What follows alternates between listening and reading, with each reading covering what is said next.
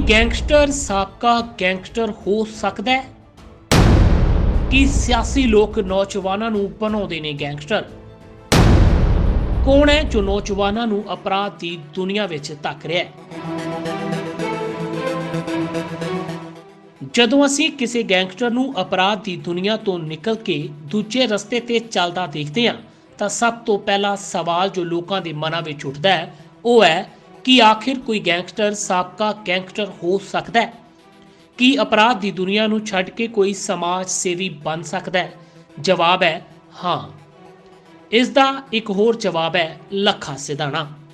ਉਹ ਨੌਜਵਾਨ ਜੋ ਕਦੇ ਅਪਰਾਧ ਦੀ ਦੁਨੀਆ ਦਾ ਬੇਤਾਜ ਬਾਦਸ਼ਾਹ ਸੀ, ਉਹ ਅੱਜ ਲੋਕਾਂ ਦੇ ਦਿਲਾਂ ਦਾ ਬਾਦਸ਼ਾਹ ਹੈ।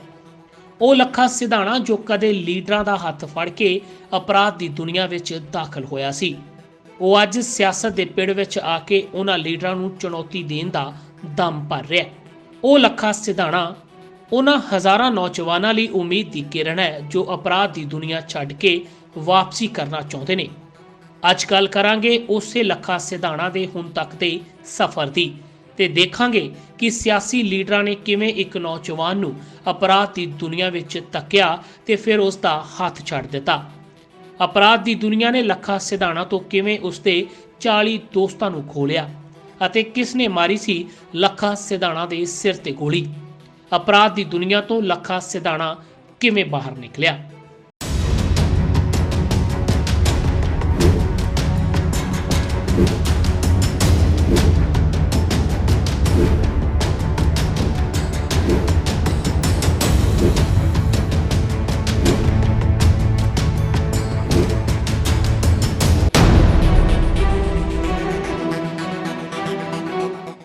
ਲੱਖਾ ਸਿਧਾਣਾ ਯੂਥ ਆਈਕਨ, ਸਾਬਕਾ ਗੈਂਗਸਟਰ ਤੇ ਮੌਜੂਦਾ ਸਮਾਜ ਸੇਵੀ ਹੈ। ਲੱਖਾ ਸਿਧਾਣਾ ਦਾ ਅਸਲ ਨਾਮ ਲਖਵੀਰ ਸਿੰਘ ਹੈ। ਉਸ ਦਾ ਜਨਮ ਬਠਿੰਡਾ ਦੇ ਸਿਧਾਣਾ ਪਿੰਡ ਵਿੱਚ ਹੋਇਆ। ਬਹੁਤ ਘੱਟ ਲੋਕ ਜਾਣਦੇ ਨੇ ਕਿ ਲੱਖਾ ਸਿਧਾਣਾ ਡਬਲ ਐਮਏ ਹੈ। ਲੱਖਾ ਸਿਧਾਣਾ ਨੇ ਐਮਏ ਪੰਜਾਬੀ ਤੇ ਐਮਏ ਉਰਦੂ ਵਿੱਚ ਕੀਤੀ ਹੋਈ ਹੈ। ਕਾਲਜ ਦੇ ਦਿਨਾਂ ਵਿੱਚ ਲੱਖਾ ਸਿਧਾਣਾ ਕਬੱਡੀ ਦਾ ਖਿਡਾਰੀ ਵੀ ਸੀ। ਉਸਨੇ ਕਬੱਡੀ ਵਿੱਚ ਕਈ ਇਨਾਮ ਵੀ ਜਿੱਤੇ। ਉਸਦੇ ਜੁੱਸੇ ਵਾਲੇ ਸਰੀਰ ਦੇ ਚੱਲਦੇ ਨੌਜਵਾਨ ਉਸ ਨੂੰ ਵੱਡੀ ਗਿਣਤੀ ਵਿੱਚ ਫੋਲੋ ਕਰਦੇ ਸੀ।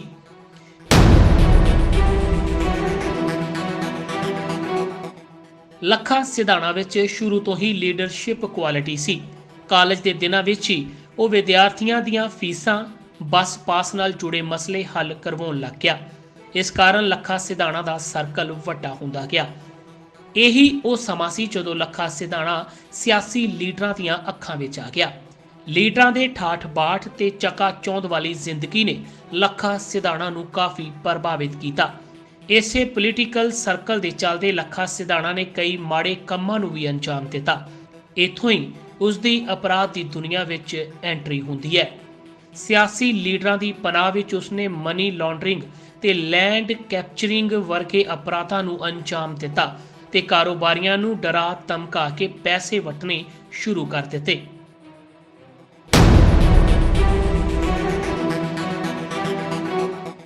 ਲੱਖਾ ਸਿਧਾਣਾ ਦੇ ਦੋਸਤਾਂ ਦੇ ਨਾਲ ਦੁਸ਼ਮਣ ਵੀ ਵਧਦੇ ਗਏ। 2004 ਤੋਂ 2017 ਤੱਕ ਲੱਖਾ ਸਿਧਾਣਾ ਕਈ ਵਾਰ ਜੇਲ੍ਹ ਦੀ ਹਵਾ ਖਾ ਚੁੱਕਾ ਹੈ। 2004 ਵਿੱਚ ਉਹ ਪਹਿਲੀ ਵਾਰ ਜੇਲ੍ਹ ਗਿਆ। ਇਸ ਤੋਂ ਬਾਅਦ ਕਈ ਮਾਮਲਿਆਂ ਵਿੱਚ ਉਹ ਜੇਲ੍ਹ ਜਾਂਦਾ ਰਿਹਾ ਤੇ ਆਪਣੇ ਸਿਆਸੀ ਲੀਡਰ ਦੀ ਪੁਸ਼ਤ ਪਨਾਹੀ ਕਾਰਨ ਬਚਦਾ ਰਿਹਾ। ਲੱਖੇ ਲਈ ਸਭ ਕੁਝ ਵਧੀਆ ਚੱਲ ਰਿਹਾ ਸੀ, ਪਰ ਉਸਦੇ ਮਾੜੇ ਦਿਨ ਉਦੋਂ ਸ਼ੁਰੂ ਹੋਏ ਜਦੋਂ 2015 ਵਿੱਚ ਉਹ ਇੱਕ ਕਤਲ ਮਾਮਲੇ ਵਿੱਚ ਫਸ ਗਿਆ। ਰਾਮਪੁਰਾ ਫੂਲ ਦੀਆਂ ਐਮਸੀ ਚੋਣਾਂ ਦੌਰਾਨ ਲੱਖਾ ਸਿਧਾਣਾ ਦੇ ਸਾਥੀਆਂ ਤੇ ਵਿਰੋਧੀਆਂ ਦੀ ਲੜਾਈ ਦੇ ਵਿੱਚ ਇੱਕ ਵਿਅਕਤੀ ਦੀ ਮੌਤ ਹੋ ਗਈ। ਲੱਖਾ ਸਿਧਾਣਾ ਨੂੰ ਲੱਗਾ ਕਿ ਸਿਆਸੀ ਪਨਾਹ ਕਰਕੇ ਪੁਲਿਸ ਉਸ ਨੂੰ ਹੱਥ ਨਹੀਂ ਪਾਏਗੀ। ਉਸਨੇ ਪੁਲਿਸ ਤੱਕ ਨੂੰ ਚੁਣੌਤੀ ਦੇ ਦਿੱਤੀ ਕਿ ਉਹ ਉਸ ਨੂੰ ਹੱਥ ਨਹੀਂ ਲਾ ਸਕਦੀ। ਇਹੀ ਉਸ ਦੀ ਸਭ ਤੋਂ ਵੱਡੀ ਗਲਤੀ ਸੀ। ਫਿਰ ਉਸ ਉੱਤੇ ਕਈ ਕੇਸ ਕੀਤੇ ਗਏ। ਉਹ ਸਿਆਸੀ ਨੇਤਾ ਜਿਸ ਦੀ ਸ਼ਹਿ ਤੇ ਉਸਨੇ ਕਿੰਨੀਆਂ ਗੈਰ ਕਾਨੂੰਨੀ ਗਤੀਵਿਧੀਆਂ ਨੂੰ ਅੰਜਾਮ ਦਿੱਤਾ, ਉਸਨੇ ਵੀ ਲੱਖੇ ਦਾ ਸਾਥ ਦੇਣ ਤੋਂ ਇਨਕਾਰ ਕਰ ਦਿੱਤਾ। ਆਖਿਰ ਰਾਮਪੁਰਾ ਪੁਲਿਸ ਨੇ ਲੱਖਾ ਸਿਧਾਣਾ ਨੂੰ ਗ੍ਰਿਫਤਾਰ ਕਰ ਲਿਆ। ਕੋਈ ਸਿਆਸੀ ਲਿੰਕ ਉਸ ਨੂੰ ਬਚਾ ਨਹੀਂ ਸਕਿਆ। ਜੇਲ੍ਹ ਦੀਆਂ ਸਲਾਖਾਂ ਪਿੱਛੇ ਲੱਖੇ ਨੂੰ ਆਪਣੀ ਜ਼ਿੰਦਗੀ ਦੇ ਪਿਛਲੇ ਦਿਨਾਂ ਨੂੰ ਫਰੋਲਣ ਦਾ ਮੌਕਾ ਮਿਲਿਆ ਤੇ ਉਸ ਨੂੰ ਆਪਣੀ ਗਲਤੀ ਦਾ ਅਹਿਸਾਸ ਵੀ ਹੋਇਆ। ਲੱਖਾ ਸਿਧਾਣਾ ਸ਼ੁਰੂ ਤੋਂ ਸਾਹਿਤ ਪੜ੍ਹਨ ਦਾ ਸ਼ੌਕੀਨ ਸੀ। ਜੇਲ੍ਹ ਵਿੱਚ ਉਸ ਨੂੰ ਸਾਹਿਤ ਨਾਲ ਜੁੜੀਆਂ ਕਿਤਾਬਾਂ ਪੜ੍ਹਨ ਦਾ ਮੌਕਾ ਮਿਲਿਆ। ਇਹ ਉਸ ਦੀ ਜ਼ਿੰਦਗੀ ਦਾ ਟਰਨਿੰਗ ਪੁਆਇੰਟ ਸੀ। ਇੱਕ ਇੰਟਰਵਿਊ ਦੌਰਾਨ ਲੱਖਾ ਸਿਧਾਣਾ ਨੇ ਦੱਸਿਆ ਸੀ ਕਿ ਕਿਵੇਂ ਜੇਲ੍ਹ ਵਿੱਚ ਪੜ੍ਹੀ ਇੱਕ ਕਿਤਾਬ ਨੇ ਉਸ ਦਾ ਨਜ਼ਰੀਆ ਬਦਲ ਕੇ ਰੱਖ ਦਿੱਤਾ ਤੇ ਉਹ ਜੇਲ੍ਹ ਤੋਂ ਬਾਹਰ ਆ ਕੇ ਸਮਾਜ ਭਲਾਈ ਦੇ ਕੰਮ ਵਿੱਚ ਲੱਗ ਗਿਆ।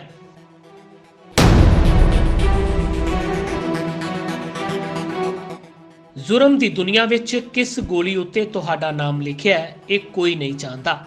ਲੱਖਾ ਸਿਧਾਣਾ ਤੇ ਵੀ ਇੱਕ ਨਹੀਂ ਸਗੋਂ 2 ਵਾਰ ਜਾਨਲੇਵਾ ਹਮਲੇ ਹੋਏ। ਪਹਿਲੀ ਵਾਰ ਉਸ ਦੇ ਖਾਸ ਦੋਸਤ ਨੇ ਹੀ ਉਸ ਦੇ 2 ਗੋਲੀਆਂ ਮਾਰੀਆਂ। ਇੱਕ ਗੋਲੀ ਉਸ ਦੇ ਸਿਰ ਉੱਤੇ ਲੱਗੀ, ਪਰ ਇਸ ਹਮਲੇ ਵਿੱਚ ਲੱਖਾ ਸਿਧਾਣਾ ਬਚ ਗਿਆ। ਸਾਲ 2012 ਵਿੱਚ ਲੱਖਾ ਸਿਧਾਣਾ ਨੇ ਆਪਣੀ ਕਿਸਮਤ ਸਿਆਸਤ ਵਿੱਚ ਅਜਮਾਈ।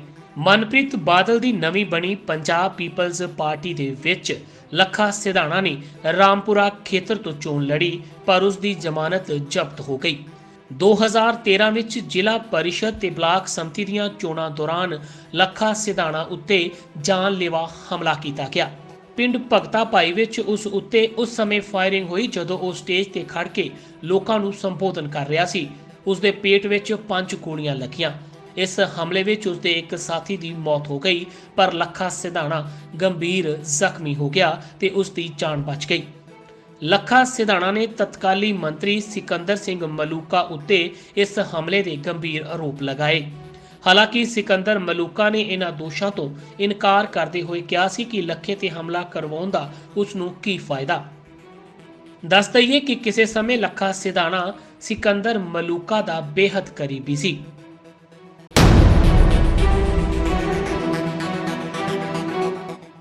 ਜ਼ੁਰਮ ਦੀ ਦੁਨੀਆ ਕਿਸੇ ਦੀ ਸਗੀ ਨਹੀਂ ਹੁੰਦੀ। ਇਹ ਦਿੰਦੀ ਕੁਝ ਨਹੀਂ ਤੇ ਬਦਲੇ ਵਿੱਚ ਖੋ ਬਹੁਤਾ ਲੈਂਦੀ ਹੈ। ਜ਼ੁਰਮ ਦੀ ਦੁਨੀਆ ਨੇ ਉਸ ਤੋਂ 40 ਤੋਂ ਵੀ ਵੱਧ ਹੀਰੇ ਵਰਗੇ ਦੋਸਤ ਖੋਹ ਲਏ, ਜਿਸ ਦਾ ਉਸ ਨੂੰ ਅੱਜ ਵੀ ਅਫਸੋਸ ਹੈ।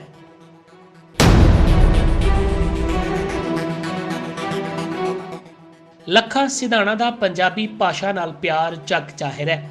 ਉਹ ਲੱਖਾ ਸਿਧਾਣਾ ਹੀ ਸੀ ਜਿਸ ਨੇ ਸਾਈਨ ਬੋਰਡਾਂ ਤੇ ਪੰਜਾਬੀ ਭਾਸ਼ਾ ਨੂੰ ਤੀਜੇ ਸਥਾਨ ਤੋਂ ਚੁੱਕ ਕੇ ਪਹਿਲੇ ਸਥਾਨ ਤੇ ਪਹੁੰਚਾਇਆ। ਉਸ ਦੀ ਮੁਹਿੰਮ ਦੇ ਕਾਰਨ ਅੱਜ ਪੰਜਾਬੀ ਭਾਸ਼ਾ ਨੂੰ ਬੋਰਡਾਂ ਤੇ ਪਹਿਲੇ ਸਥਾਨ ਤੇ ਲਿਖਿਆ ਦੇਖਿਆ ਜਾਂਦਾ ਹੈ। ਉਸਨੇ ਸਰਕਾਰ ਨੂੰ ਅਪੀਲ ਕੀਤੀ ਕਿ ਕਨਵੈਂਟ ਸਕੂਲਾਂ ਸਮੇਤ ਪੰਜਾਬ ਦੇ ਸਾਰੇ ਸਰਕਾਰੀ ਤੇ ਪ੍ਰਾਈਵੇਟ ਸਕੂਲਾਂ ਵਿੱਚ ਪੰਜਾਬੀ ਭਾਸ਼ਾ ਨੂੰ ਪੜ੍ਹਾਏ ਜਾਣ ਨੂੰ ਲਾਜ਼ਮੀ ਕੀਤਾ ਜਾਵੇ। 2017 ਵਿੱਚ ਲੱਖਾ ਸਿਧਾਣਾ ਨੂੰ ਬਠਿੰਡਾ ਬਰਨਾਲਾ ਰੋਡ ਤੇ ਸਾਈਨ ਬੋਰਡਾਂ ਤੇ ਕਾਲਖ ਮਲਣ ਕਾਰਨ ਗ੍ਰਿਫਤਾਰ ਵੀ ਕੀਤਾ ਜਾ ਚੁੱਕਾ ਹੈ। ਪਰ ਲੱਖੇ ਦੀ ਸ਼ੁਰੂ ਕੀਤੀ ਮੁਹਿੰਮ ਆਖਿਰਕਾਰ ਰੰਗ ਲਿਆਈ ਤੇ ਪੰਜਾਬੀ ਭਾਸ਼ਾ ਨੂੰ ਸਾਈਨ ਬੋਰਡਾਂ ਤੇ ਪਹਿਲਾ ਸਥਾਨ ਮਿਲਣ ਲੱਗਾ।